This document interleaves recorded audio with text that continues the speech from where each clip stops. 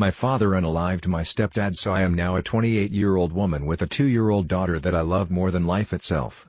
My father died yesterday. He had testicular cancer that had size to his brain. It went rather quickly. When I was 10, my stepfather abused me, physically, sexually. Any way you can imagine. My mother turned her head and when I told her slapped me and told me I was lying. My stepfather disappeared one night. This is small town Indiana. Roughly a 2,000 population town. He went out to the bar and never came back. He was missing and he was never found until about 5 years later his remains were found in the local quarry. My dad told me yesterday that he did it.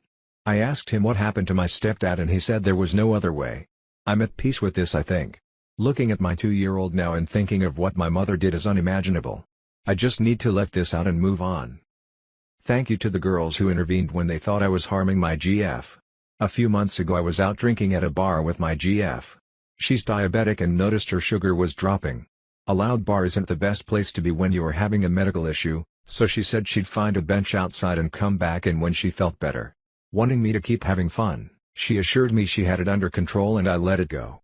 10 minutes go by, I start to worry and go to look for her. I found her sitting on a set of stairs with her head in between her knees. She ran out of soda with her blood still being low. Not a huge deal, you get used to this sort of thing happening every now and again. I run back into the bar, grab another soda, and trot over to encourage her to take sips. Looking at the situation, it completely warranted some type of checking in on. A girl alone looking drunk as fuck while some dude is encouraging her to take sips of liquid. A group of girls approached us to ask what was going on. Oh man, even now I can feel myself getting nervous. The situation was explained. I anxiously showed them her insulin pump and spat out a few sentences about her sugar being low. Satisfied, they walked away. I just want to say thank you to those girls. It's great how women have each other's backs. Thank you guys.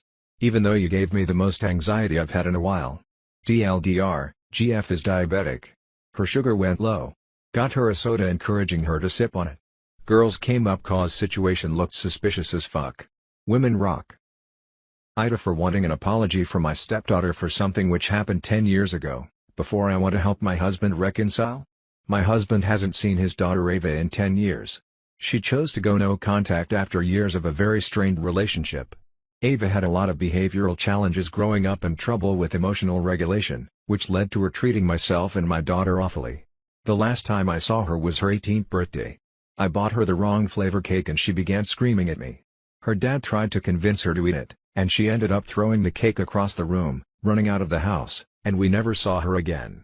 She even sent friends to pack her belongings.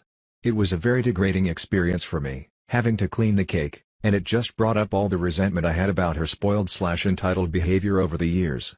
My husband recently ran into Ava, who is now married and has a child, and my husband wants to reconcile. I told him I'm fine with that, but I don't want to see her unless she apologizes. My husband talked to her and Ava said she isn't apologizing, because we made her throw the cake. My husband didn't accept her verbal no and was trying to coerce and guilt her into putting something disgusting in her mouth. She also said I'm petty because she was barely 18 and after a 10-year estrangement how is an apology my priority?